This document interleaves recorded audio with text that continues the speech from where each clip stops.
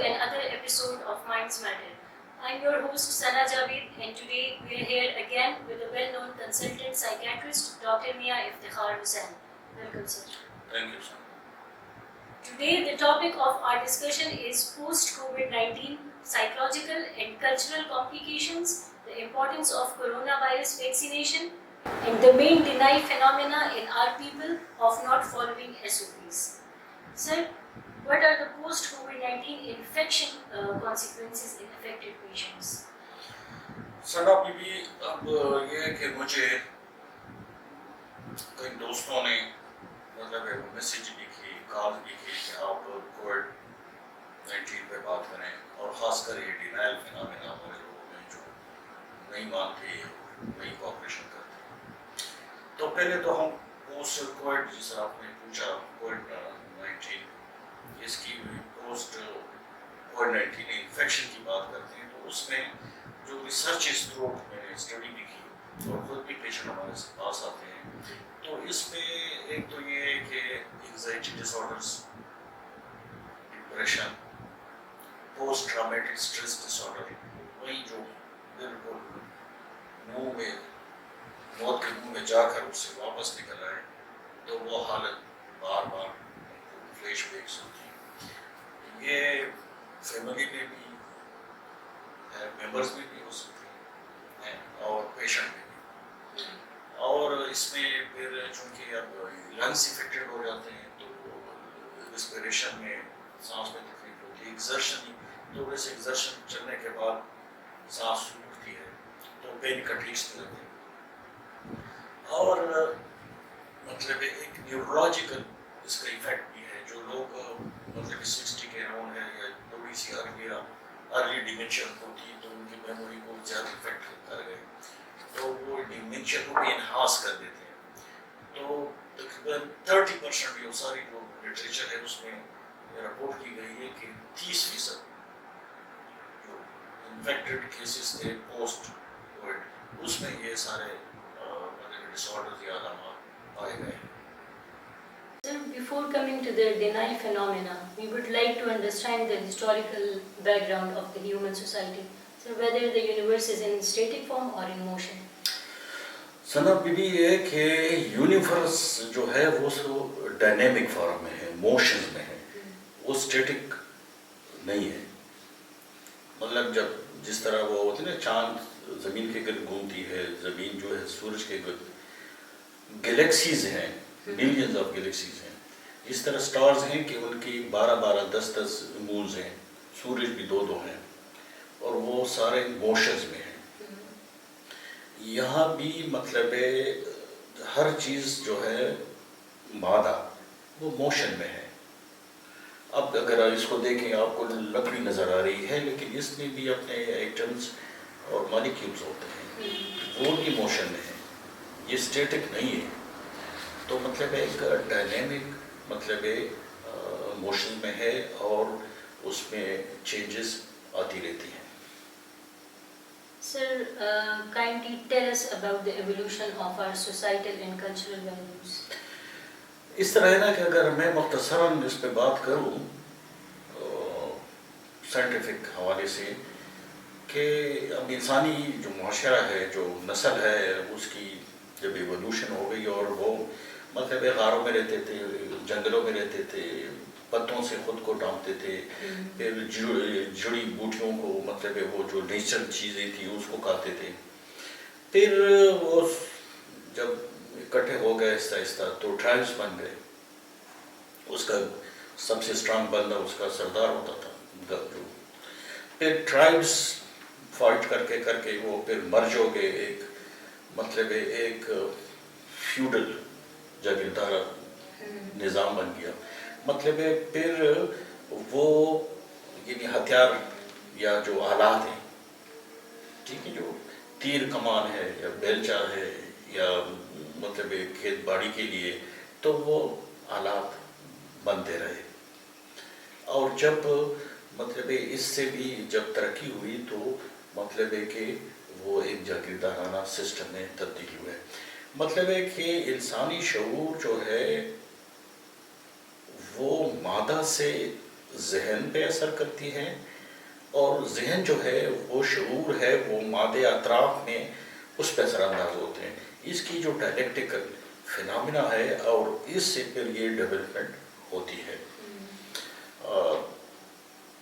پھر مطلب ہے کہ اب جاگیردارانہ ہے تو اس کے ان کے ویلیوز رہے. اب پہاڑوں میں تھے، جب پہاڑوں میں تھے، جب کہیں آگ انہوں نے جلائی فرسٹ ٹائم تو اس سے سجدہ کرنے لگے. تب شاہان پہاڑ پٹ گیا تو اس کو سجدہ کرنے لگے. ماں نے ڈس لیا، مر گیا ماں، اس کو سجدہ کرنے لگے. سمندر کا پانی آئے طوفان، اس کو سجدہ کرنے لگے. تو وہ مطلب ایک پریمیٹیو سوسائٹی تھی. جب اب پھر سوسائٹی بڑھتی رہی اور اس میں ہوتی ہے نا ایک کوانٹیٹیو چینج، کوالٹیٹیو چینج ہوتی ہے. کوانٹیٹیو چینج جب مطلب میں اگر مثال دوں کہ اگر آپ اینٹ رکھیں تو ایک تو ہوتی اینٹ، جب اینٹ زیادہ اور ایک دوسرے پہ رکھیں تو پھر دیوار کہتے ہیں اسے اینٹ نہیں کہتے. پھر چاروں طرف ہو تو اس کو چار دیواری کہتے ہیں. پھر جب اس پہ چھت ہو تو اس کو پھر ڈور ہو تو اس کو کمرہ کہتے ہیں. تو مطلب ایک کوانٹٹی ہوتی ہے، جب کوانٹٹی چینجز آ جاتی ہیں تو پھر کوالٹیٹیو چینج آتی ہے سوسائٹی میں. تو اس طرح سوسائٹی میں بھی کوالٹیٹیو چینج آتی رہی. جو مینز آف پروڈکشن، پیداواری قوت ہو تو اس میں پھر ترقی ہوتی رہی. پھر مطلب آہستہ آہستہ پھر تلوار آ گئی، پھر توپیں آ گئی اس قسم کی وارز میں. پھر اس کے ساتھ پھر کلچر بھی ڈیولپ ہوا، تہذیب بھی، آرٹ بھی، میوزک بھی، انہوں نے بھی وہ چیز جنم دی. اب اس میں بھی مطلب جو پرانے زمانے میں تھے وہ بھی یعنی ہزاروں سال پہلے یا مطلب کئی سو سال پہلے وہ بھی یہ چوڑیل قسم کا کہ اس پہ چوڑیل نے اثر کیا ہے. اس کو بھی وہ آگ جلاتے تھے اور اس میں بھی وہ بتی متی دیتے تھے. وہ اپنا وہ ایک جادو قسم کا کہ یہ سے یہ جن وغیرہ یا شیطانی وہ روح ہے یا اسپرٹ ہے یہ نکل جائے. پہلے میں نے کہا تھا کہ یہاں تک کہ وہ جب پاگل ہوتا تھا تو اس کو دماغ میں سوراخ کرتے پکڑ کے کہ یہ ایول ہے، اسپرٹ جو ہے یہ نکل جائے. یعنی یہ حد تک یہ ہوتا رہا.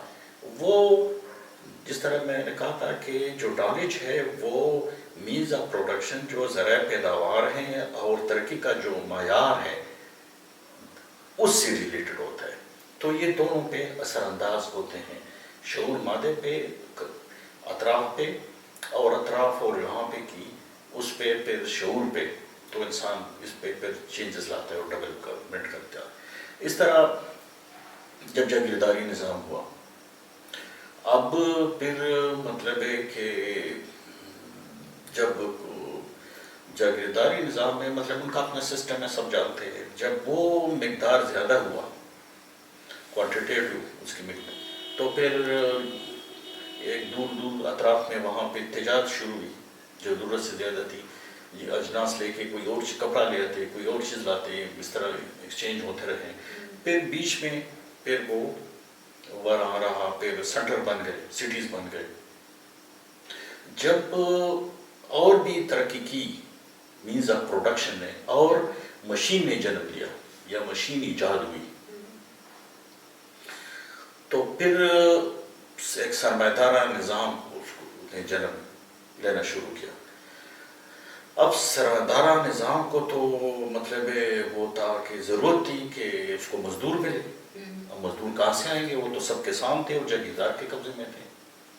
تو وہاں سے پھر چونکہ ایک کیپٹلزم ایک ڈیولپ فارم تھی، ایڈوانس فارم تھی، تو انہوں نے کہا کہ آزادی، مساوات، کہ ہر ایک کو آزادی ہے کہ کون سا بھی پیشہ اختیار کرے، کہاں سے بھی جائے، کہاں بھی جائے، خود اپنا چیز خرید لے. جاگیرداری میں تو نہیں ہو سکتا تھا، وہ سب کنٹرول ہوتا تھا. تو اور پھر یہ تھا کہ آپ دیکھتے ہیں کہ وہ زیادہ قدرت پہ انحصار تھا کہ اب جو فصل ہے وہ کیڑے مکوڑے آ گئے. اب یہ تھا کہ وہ اس کا انحصار بھی قدرت پہ تھا کہ بارش ہوتی ہے کہ نہیں، پانی آتا ہے کہ نہیں، سورج آتا ہے کہ نہیں. اب ذرا مطلب فصل تباہ تو نہیں ہو گئی اس کو. تو وہ ایک قدرتی آفات پہ بھی ان کا انحصار تھا. جب یہ نعرے آئے تو ان میں اٹریکشن تھی کہ لوگوں کے لیے اس نعروں میں کہ مجھے آزادی چاہیے, مجھے مساوات چاہیے, میں جو پیشہ اختیار کروں, میرے اپنی مرضی سے جہاں جاؤں, کون سے شہر میں آباد ہو جاؤں, کیا خرید سکوں. تو اس میں بڑی وہ کشش تھی.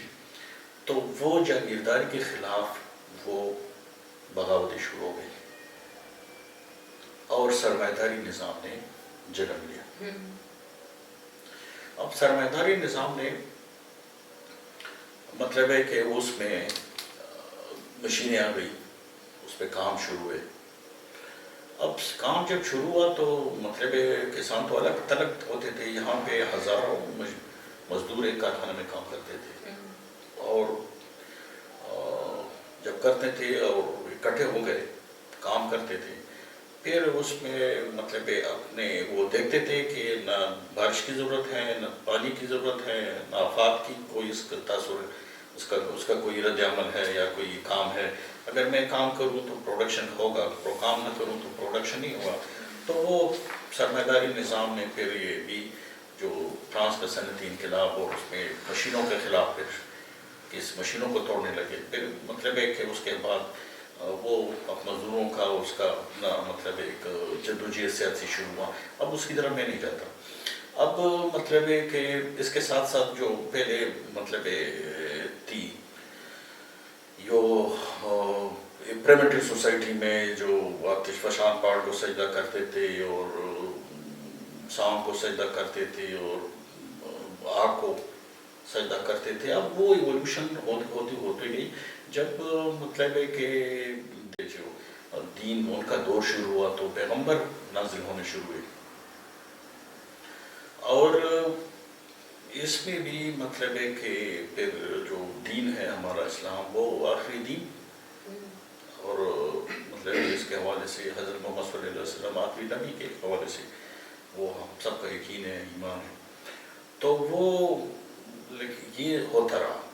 لیکن جس طرح ہوتی نا کہ ترقی ہوتی رہی, یعنی اب مجھے یاد ہے کہ ہمارے زمانے میں جب چھوٹے تھے تو وہ کوئی اس کو فصل کو کوئی خراب ہو جاتی یا کوئی گن لگ جاتی تھی یا کوئی جراثیم وغیرہ یا کیڑے مکوڑے, تو وہ مذہبی یا ملا صاحب کو بلا کے مٹی کو لے کے ہاتھ میں چھف چھف کر کے اس پہ پھینک دیتے تھے کہ.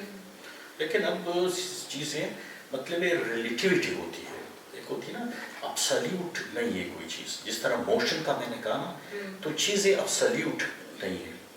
اب مطلب ایک شروع میں جو تھا یہ موبائل اتنا ہوتا تھا, اب اتنا, پھر ہر ایک تھوڑے عرصے بعد وہ دوسری ابسلیوٹ ہو جاتی ہے, ریلیٹیوٹی وہ نیا آ جاتا ہے. تو وہ ایک ریلیٹیوٹی ہوتی, کوئی چیز پر ابسلیوٹ نہیں ہوتی کہ فائنل اور ابسلیوٹ ہے. تو وہ چیزیں علم کے ساتھ, سائنس کے ساتھ جو ہمارے سارے چیزیں دیکھتے ہیں. اب کیا پتہ کسی کو تھا پرانے زمانے میں کوئی اس طرح یہ موبائل سے سارے یوٹیوب سے بات کریں گے یا موبائل سے دوسری دنیا میں بیٹھ کے اس سے بات کریں گے. مجھے یاد ہے کہ جب میں بچہ تھا اور والد صاحب کو کبھی کرتے تھے, تار بیچتے تھے, وہ ٹک ٹک ٹک ٹیلی گرام ٹک ٹک ٹک ٹک ٹک ٹک وہ ہوتا تھا, ٹیلی فون میں نہیں ہوتا تھا. اب تو یہ چیزیں مطلب علم کے ساتھ آ گئی. تو یہ مطلب سارے ترقی ہوتی رہی اور ڈیولپمنٹ ہوتی رہی. تو مذہبی عقائد بھی ساتھ رہے لیکن سائنس بھی ترقی کرتی رہی. تو فائنلی پھر مطلب سرمایہ داری سے بھی پھر سوشلزم کمیونزم کی طرف بھی گئی بات. تو یہ سارے جو ہیں اس کے مطلب ایک ڈیولپمنٹل سٹیجز ہیں.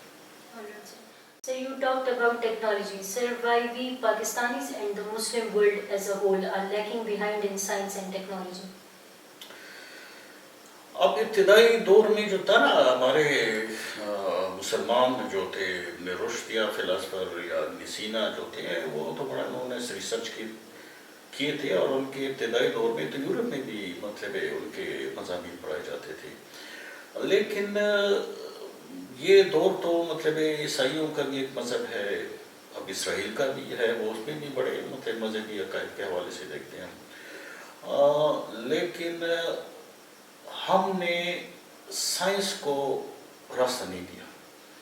یعنی سلطنت عثمانیہ اوٹم امپائر جو مسلمانوں کے اس کی طرف دیکھتے تھے, دنیا کی مسلمانوں کی نمائندگی کرتے تھے, جو چیز تھی وہ خلافت کی تحریک بھی سب کنٹیننٹ میں جب اوٹم امپائر ڈس انٹیگریٹ ہو رہا تھا.